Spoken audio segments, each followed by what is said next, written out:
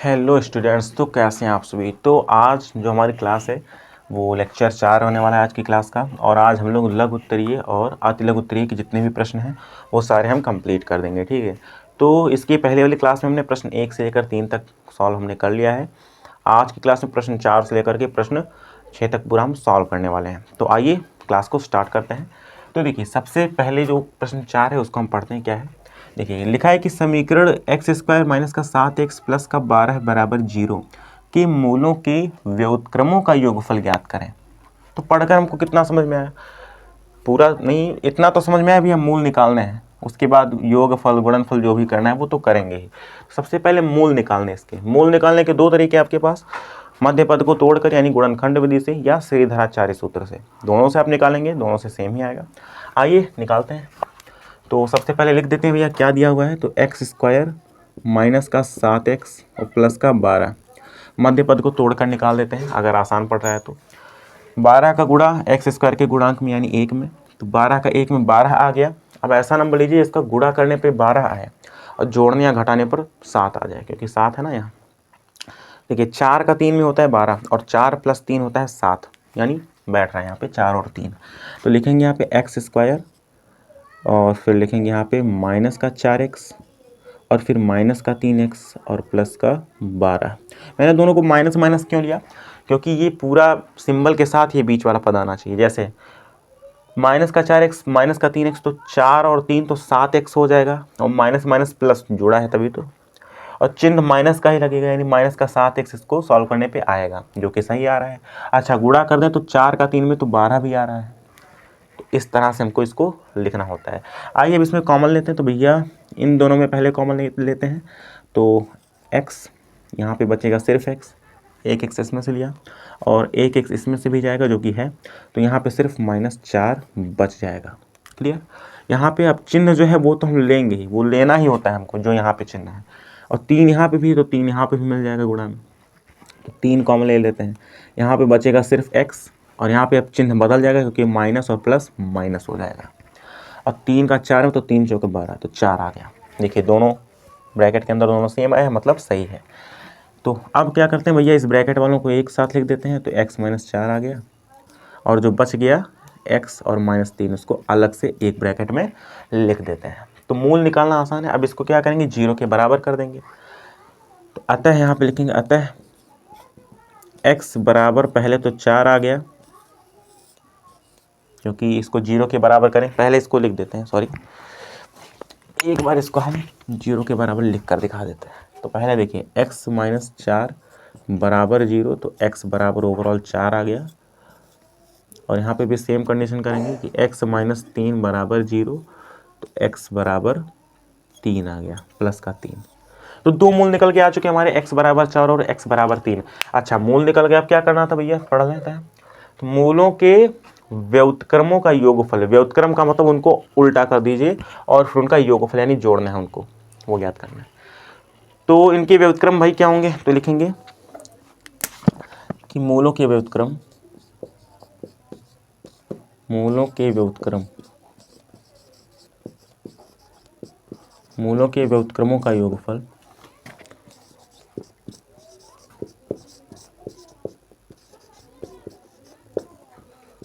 मूलों के व्युत्क्रमों का योगफल। अब इसको मैं बताता हूँ क्या होगा। देखिए व्युत्क्रम पहले कर देते हैं। सबसे पहले 4 का, तो भाई देखिए 4 बटे में 1 है, बटे में 1 सबके हो, तो 4 बटे में 1 है, इसका व्युत्क्रम करेंगे तो 1/4 हो जाएगा, और जोड़ना है तो प्लस लगा दीजिए। 3 बटे में 1 है, बटे में 1 सबके रहता है ना, 3/1 है, तो इसको अपोजिट करेंगे तो 1 ऊपर चला जाएगा, 3 नीचे आ जाएगा, यानी 1/3 हो गया। बस इन्हीं को जोड़ना है, तो जोड़ लीजिए भैया 4 और 3 का। अब देखिए क्रॉस मल्टीप्लिकेशन करके आप कर सकते हैं। तो इधर आ जाएगा 3 का 1 में 3 प्लस 4 का 1 में 4 और बटे दोनों का नीचे, 4 × 3 = 12, ओवरऑल 4 और 3 7 और बटे में 12। ये आ गया अपना राइट आंसर, जो कि मूलों के व्युत्क्रमों का योगफल है। तो ये हमारा राइट आंसर हो जाएगा। तो समझ में आ गया होगा, कुछ करना नहीं था, मूल निकाल करके व्युत्क्रमों का योगफल हमने कर दिया। अगर कहा हो तो भैया गुणनफल करो, तो गुणा कर देते। ठीक, तो ठीक है, आइए अब अगला प्रश्न जो कि 5 है वो देख। प्रश्न 5 हमारे पास क्या है, देखिए ये कह रहा है कि भैया ऐसे दो क्रमागत विषम धनात्मक पूर्णांक ज्ञात कीजिए जिनके वर्गों का योगफल इतना यानी 290 है। फिर से पढ़ते हैं, ऐसे दो क्रमागत विषम धनात्मक पूर्णांक ज्ञात कीजिए। भैया देखिए क्रमागत और विषम, देखिए क्रमागत का मतलब होता है जो लगातार हैं कंसिस्टेंसी के साथ, और विषम धनात्मक का मतलब विषम संख्या है ना, यहाँ 1 3 5 7, यानी जैसे 1 या 3 हो या 5 7 हो या 7 9 हो, यानी कि 7 और 11 आ जाए, ऐसा नहीं हो सकता। क्रमागत बोला है ना, क्रमागत का मतलब 7 के बाद वाली कौन सी विषम संख्या होती है, वो होती है 9, तो क्रमागत आनी चाहिए। ठीक है, फिर उनके जिनके वर्गों का फिर ये सब बाद में देखेंगे। तो सबसे पहले भैया तो मानना पड़ेगा, वो तो है नहीं हमारे पास संख्या है, वो ये संख्या है तो ज्ञात करनी है, तो दो संख्याएं ज्ञात करनी है, तो दोनों संख्या मान लेते हैं। लिखेंगे कि माना पहली विषम धनात्मक पूर्णांक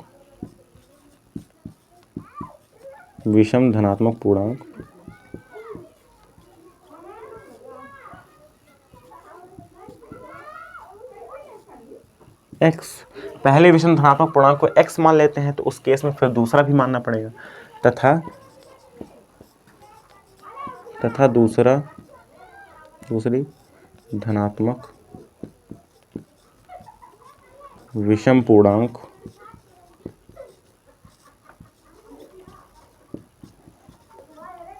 y मान ले। क्या y मान ले? बिल्कुल गलत हो जाएगा। y क्यों नहीं मान सकते भाई, अभी हम दो चर वाले रैखिक समीकरण नहीं सॉल्व कर रहे हैं, द्विघात समीकरण सॉल्व कर रहे हैं, y मान करके नहीं हो सकता यहाँ पे। तो x की कंडीशन में ही मानना पड़ेगा, तो x + 2 हो जाएगा या नहीं। अगर कोई पहली विषम संख्या x है तो इसकी क्रमागत दूसरी विषम संख्या x + 2 ही तो होगी। सपोज अगर x के मान लो 3 है, दूसरा 5 ही होना चाहिए, तो 3 यहाँ है तो ये 5 नहीं है, 5 नहीं लिखा ये, अगर 3 ये है तो 3 + 2 5 हो जाएगा।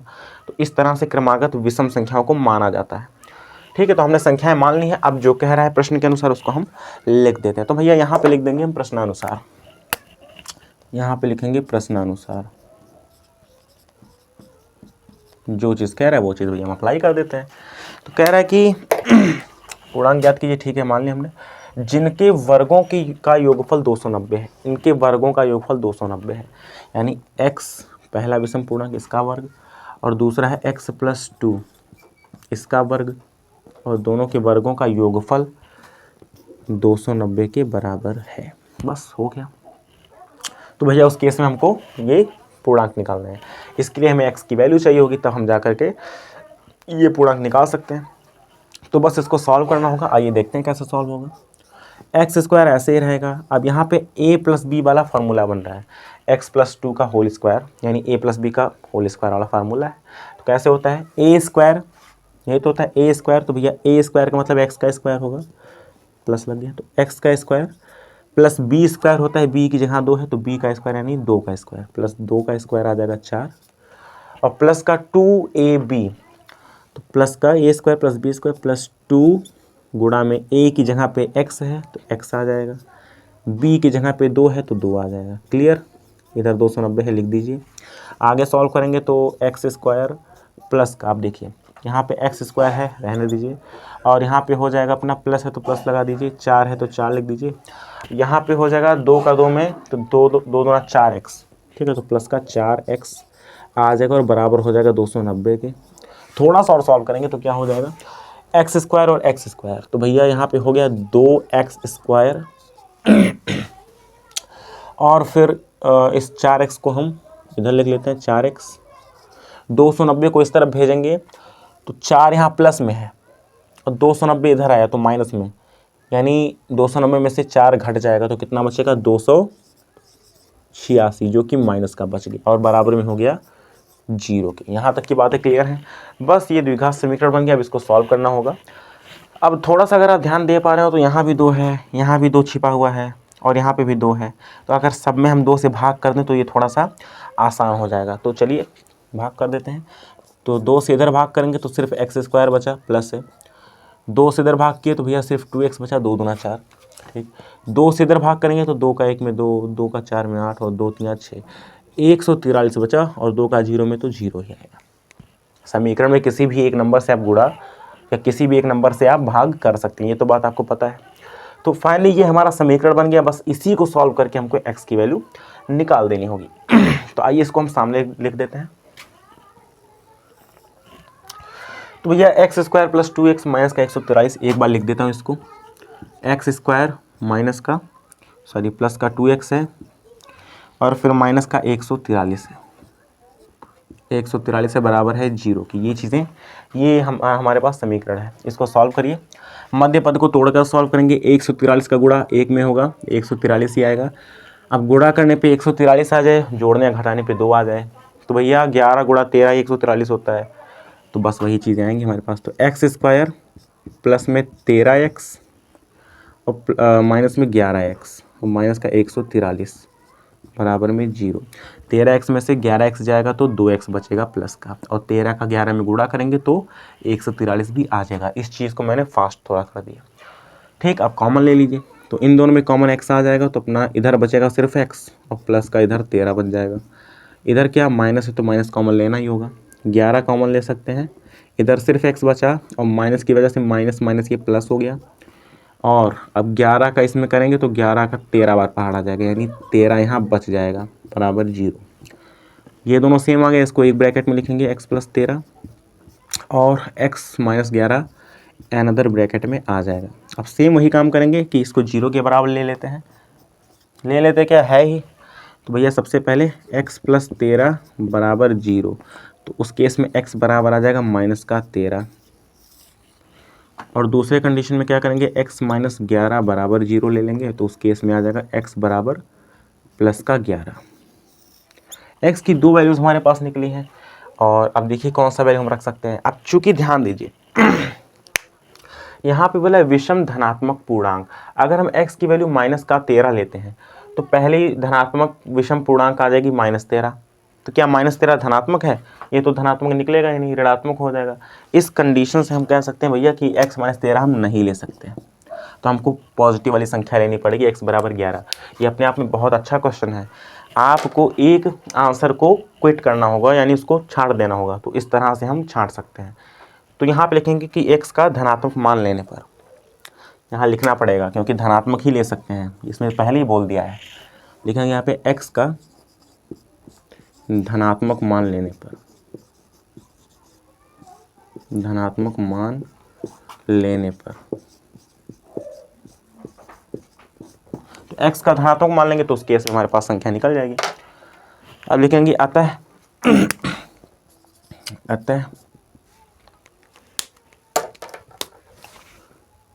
पहली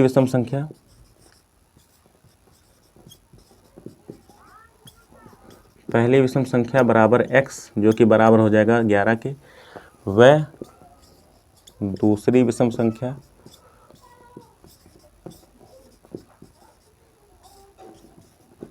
जो कि थी x प्लस 2, ऊपर लिखा हुआ मैंने, तो वो बराबर हो जाएगा x की जगह पे 11 रखेंगे प्लस 2, जो कि बराबर हो जाएगा 13 के। ठीक है, तो पहली संख्या 11 निकल गई, दूसरी 13।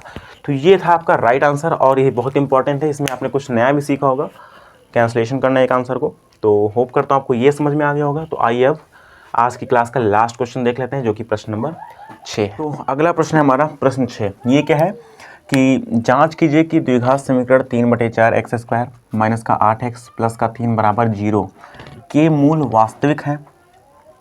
ये चीज़ हमको जांच करनी है। अगर इसके मूल वास्तविक निकले तो क्या करना है फिर?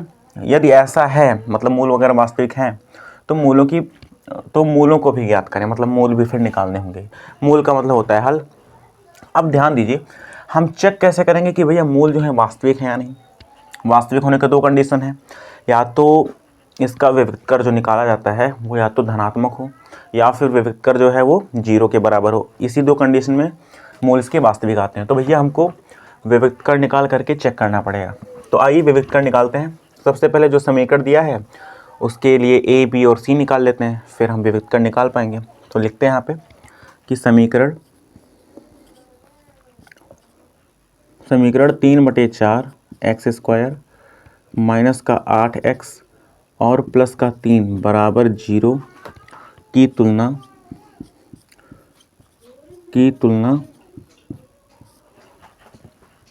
ax स्क्वायर प्लस का बी एक्स प्लस का सी बराबर 0 से करने पर,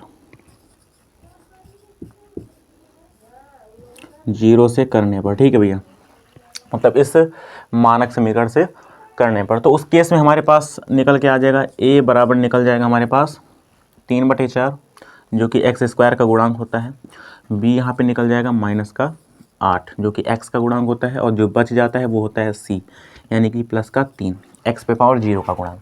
a b और c निकल गया। उस केस में हम अब d निकाल सकते हैं। तब यहाँ पे लिखेंगे तब इतना निकल गया, तब d निकालते हैं भैया। तब विविक्त कर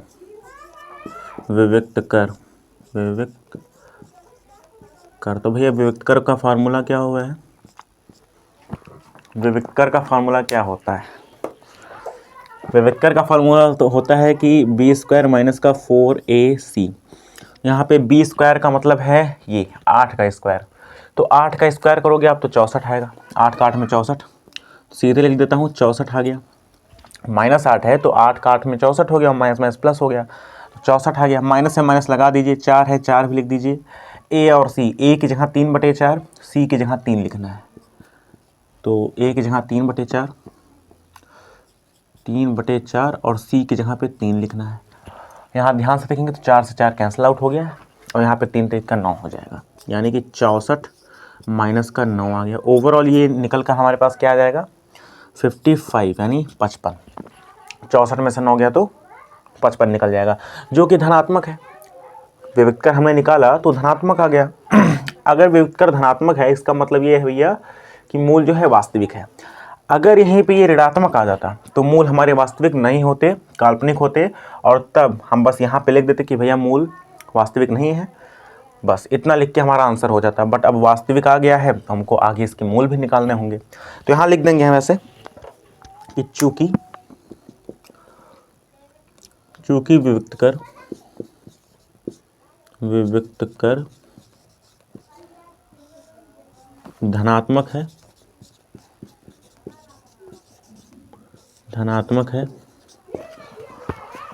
इसलिए इसके मूल वास्तविक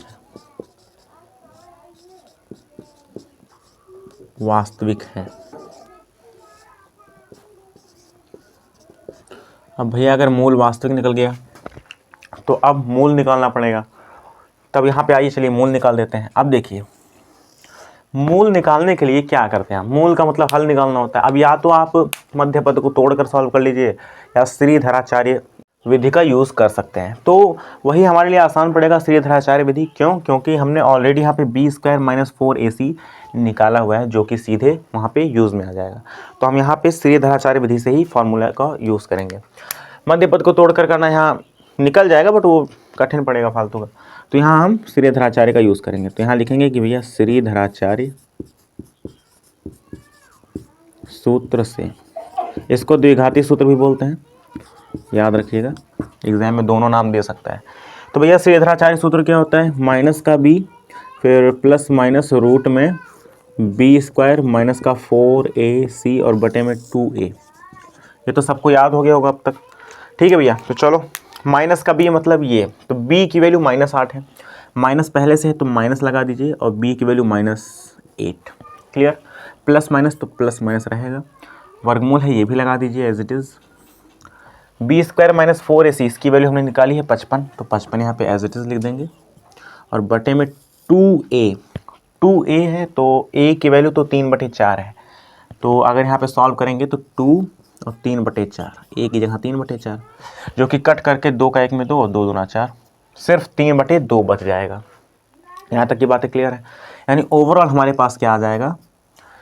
अब देखिए एक काम हम कर सकते हैं कि 3/2 है, इसको उल्टा करेंगे तो 2 ऊपर गुणा में चला जाता है ना, तो 2 जब ऊपर गुणा में चला जाएगा तो कैसे आएगा, ये पहले इसको सॉल्व कर लेते हैं। ये माइनस माइनस प्लस हो जाएगा, यानी प्लस का 8 हो गया और प्लस माइनस रूट में 55 हो गया और बटे में बच गया हमारा 3/2, ठीक। ये हमारा राइट आंसर हो जाएगा, बट इसको थोड़ा सा और सॉल्व करना पड़ेगा। एक बार हम प्लस वाला चिन्ह ले लेंगे, एक बार माइनस वाला, और वहीं पे इसको ऑपोजिट करके सॉल्व भी कर लेंगे। तो आइए देख लेते हैं। तो मैं यहाँ पे कर देता हूँ सॉल्व। इसको थोड़ा सा सॉल्व पहले कर लेते हैं। 3/2 है, इसको जब उल्टा कर देते हैं भैया तो क्योंकि डिवाइड में है, ऑपोजिट करेंगे तो गुणा में हो जाएगा, तो 2 ऊपर चला जाएगा, 3 नीचे ही रह जाएगा, तो 2 का गुणा ऊपर हो जाएगा। तो आइए कर लेते हैं। 2 का गुणा ऊपर होगा तो 2 8 16 प्लस माइनस, फिर 2 का यहाँ पे भी हो जाएगा, फिर 55 आ जाएगा और बटे में सिर्फ 3 बच जाएगा। ठीक, तो अब इसके मूल क्या निकल जाएंगे, अब यहाँ पे लिख देंगे। आता है इसके मूल, अब 2 मूल निकलेंगे, एक बार प्लस सिंबल यूज लेंगे, एक बार माइनस सिंबल। बस क्या लिखेंगे, अतः इसके मूल, यहाँ मेरे पास जगह नहीं है, अतः इसके मूल, इसके मूल सबसे पहले 16 प्लस में 2√55/3 व 16 माइनस 2√55/3 है। ठीक है, ठीक है, तो बस मूल निकल गया इसकी, ये हमारा राइट आंसर हो जाएगा। और होप करता हूँ कि आपको ये क्वेश्चन भी समझ में आ गया होगा। यहाँ जगह की थोड़ी शॉर्टेज थी, मैंने यहाँ पे एडजस्ट कर दिया इसको, तो आप समझ गए होंगे। स्क्रीनशॉट लेना है तो स्क्रीनशॉट आप ले सकते हैं। एंड बस आज का जो क्लास है यहाँ पे अति लघु और लघु उत्तरीय का जितना भी क्वेश्चन था इंपॉर्टेंट या मोस्ट एक्सपेक्टेड, वो कंप्लीट हो गया। तो अगली क्लासेस में हम दीर्घ उत्तरीय क्वेश्चन की तरफ चलेंगे। ठीक है, तो उनको सॉल्व करेंगे वहाँ पे। एंड फिर आपके लिए आर्ट का मैंने बताया, तो आर्ट का मैं जनवरी को 1 या 2 जनवरी को आपको आर्ट का पूरा जो भी सिलेबस है वो सारा का सारा कंप्लीट करवा दूंगा। ठीक है, तो ठीक है, फिर मिलते हैं आपसे अगले क्लास में।